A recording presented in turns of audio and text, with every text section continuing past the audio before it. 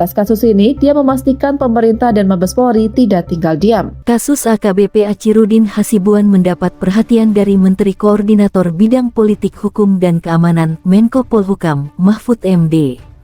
Tim dari Kemenko Polhukam telah dikirim ke Sumatera Utara, Sumut. Mahfud MD mengapresiasi Kapolda Sumut Irjen Pol Pancaputra Simanjuntak yang mencopot AKBP Achirudin Hasibuan dari jabatannya sebagai Kepala Bagian pada Direktorat Narkoba Polda Sumatera Utara.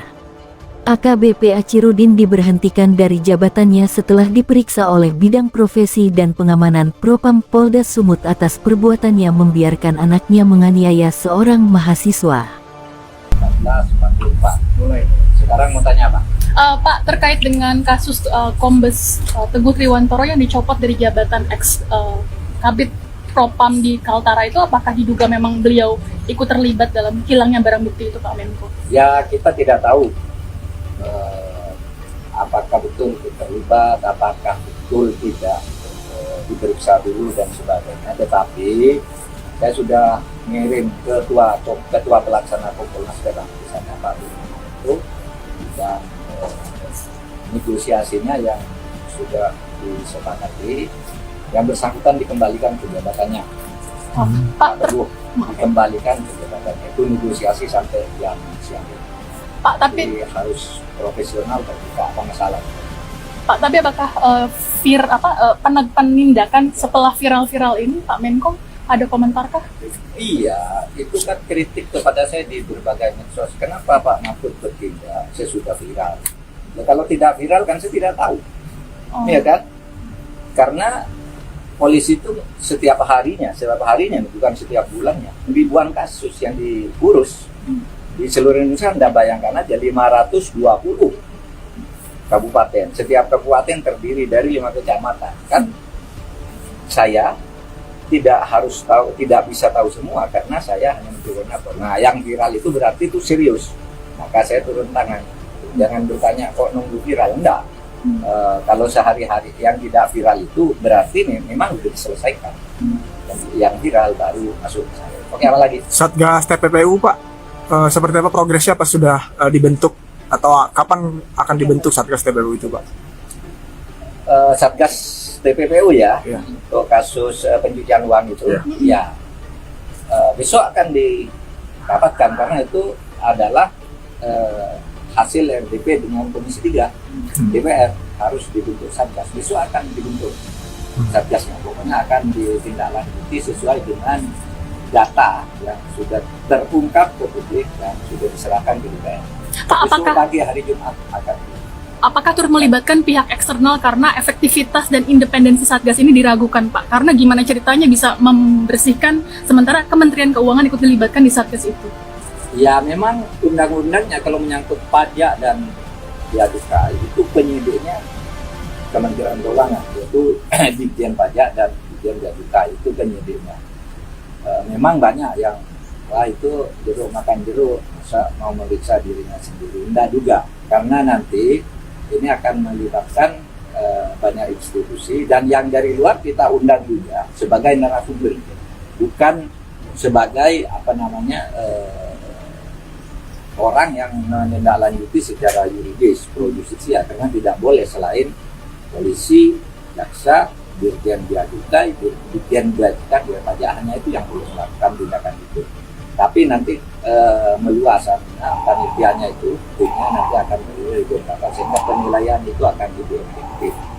KPK tidak ikut karena dia ada di luar kita, tapi saya sudah koordinasi dengan Pak Firly bahwa Pak Firly akan menindaklanjuti sesuai dengan kewenangan KPK tanpa harus ikut tim.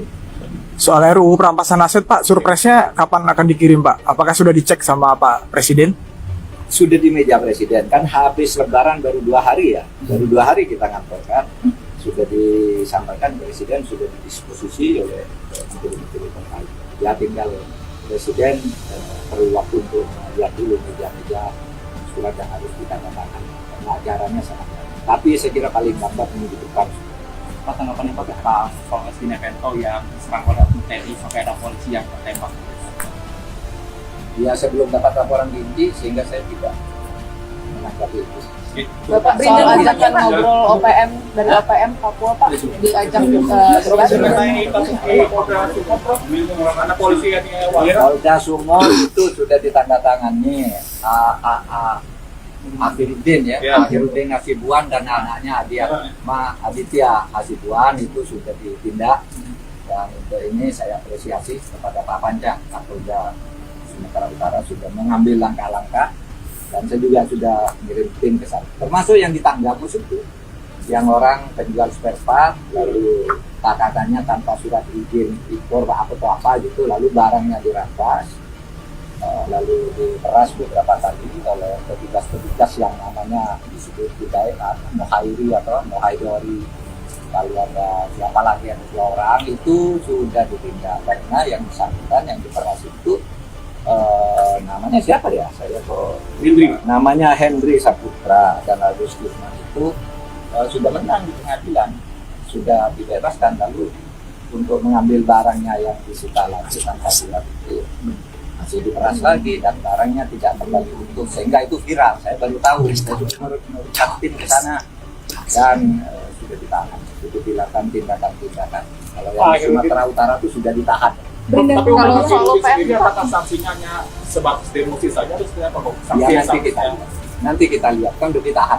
Akhiruddin juga diduga kan punya penyesalan ya, Pak? Semuanya lah, semuanya nanti biar diperiksa. Saya hanya ingin mengatakan bahwa pemerintah dan Mabes Polri tidak diam, karena itu sudah ditindak. Bagaimana bentuk akhir dari tindakan itu, kita ikuti perkembangannya.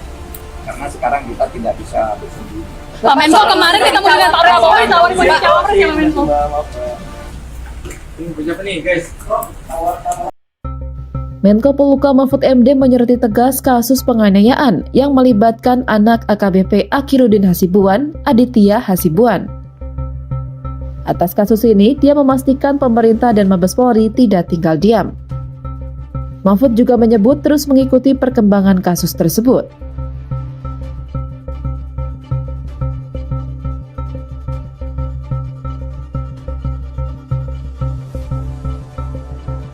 Dalam kasus ini, Mahfud juga mengapresiasi langkah cepat Kapolda Sumatera Utara Irjen Pancaputra, sehingga kasus tersebut sedang diproses Polda Sumatera Utara. Tidak hanya itu, AKBP Akhiruddin juga dicopot dari jabatannya. Dia juga ditahan dan menunggu sidang kode etik untuk memutuskan sanksi yang akan dijatuhkan terhadap dirinya. Kabid Propam Polda Sumatera Utara Komisaris Besar Dudung Adijono menyebut, dari hasil pemeriksaan sementara, Akhiruddin Hasibuan sengaja melakukan pembiaran terhadap tindak kekerasan yang terjadi di hadapannya. Sebelumnya, dalam rekaman yang beredar di media sosial, terlihat aksi brutal Aditya Hasibuan menganiaya Ken Admiral. Sementara itu, AKBP Akhiruddin terlihat menghalangi niat seorang pria yang berusaha menghentikan aksi brutal dari Aditya Hasibuan.